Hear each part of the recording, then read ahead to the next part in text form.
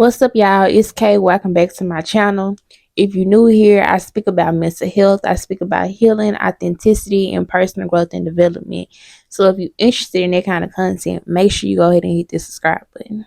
If you're not new here, then you already know we just about to jump right into it because I don't like making y'all wait. The topic today is boundaries. How to set a boundary, how to keep a boundary, how to enforce your boundaries, because boundaries are important in relationships.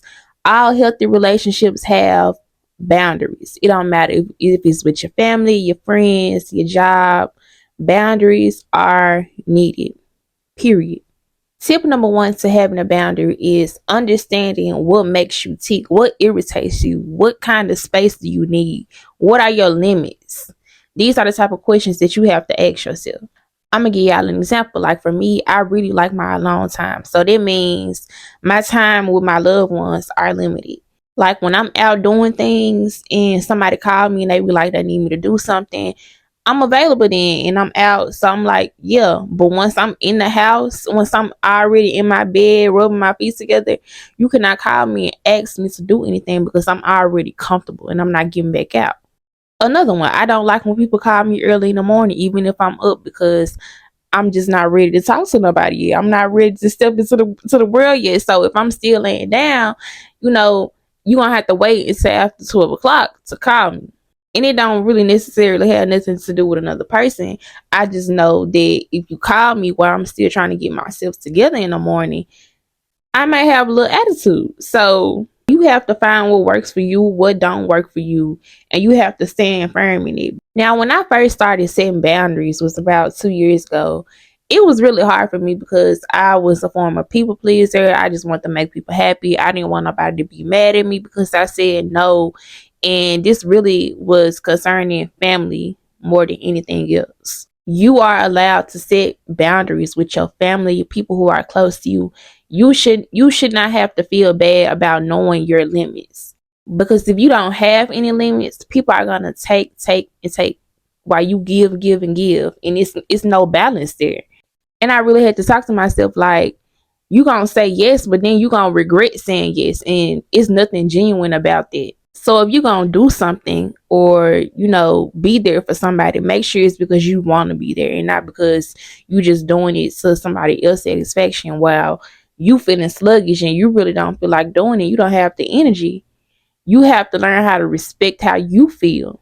One thing that I learned is that when you tell somebody no, they gonna just go ask somebody else. Like, you're not obligated to pick up their weight.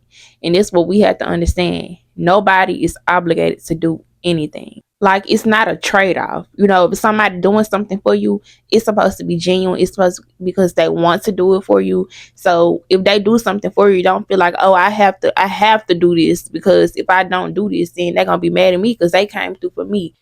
Number 3, y'all, don't bend on your boundaries for nobody. Because if you bend on your boundary once, people will always expect you to do that and they will not respect your boundaries. Somebody might do something nice for you, for like, oh, okay, since they did that, I'm gonna go ahead and bend on my boundary and just do it for them this one time. They're gonna always expect you to bend on your boundary because they did something nice. And it's really like a manipulation tactic when they know that they can get over on something by manipulating your mind and making you feel like they deserved it. So I always remember, like, if you want people to respect you, you're gonna have to respect yourself first, because they watching you. How you treat yourself is how other people treat you. People are observant in their way. You teach people how to treat you by how you treat yourself. Remember that. Number 4, don't apologize for having boundaries. Don't be like, oh, I can't do that, but I'm so sorry. I just can't do it. You don't have to be sorry for having a limit. Don't guilt trip yourself, because half the time you feeling bad about something, doing something that somebody would do to you without even thinking twice about it. It's only you that feel guilty. And to be honest, you don't have to explain why you have a boundary. You can just have it. You don't owe nobody an explanation to why you doing something. You grown as fuck. But I'm gonna give y'all the scoop. If you set a boundary with somebody and they instantly try to guilt trip you or make you feel bad for setting a boundary, those are the people that you need the boundaries with the most. Because if they getting upset 9 times out of 10, they were using you from the get-go. They was benefiting from you not having boundaries at all. So the fact that you actually learn what a boundary is and how to enforce it, they not fucking with it. Get rid of them. They are not your people. I promise you. People who understand what a boundary is are people who are healthy for you.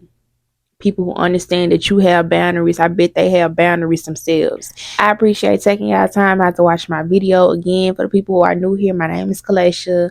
I am an authenticity and personal growth and development life coach. I speak about authenticity, personal growth and development, mental health, and healing. So if y'all use some of those tips that I gave y'all, make sure you comment your favorite one in the comments. Let me know how it worked for you. Keep me updated, y'all, because I'm here for the feedback. Anyways, I'll see y'all next time.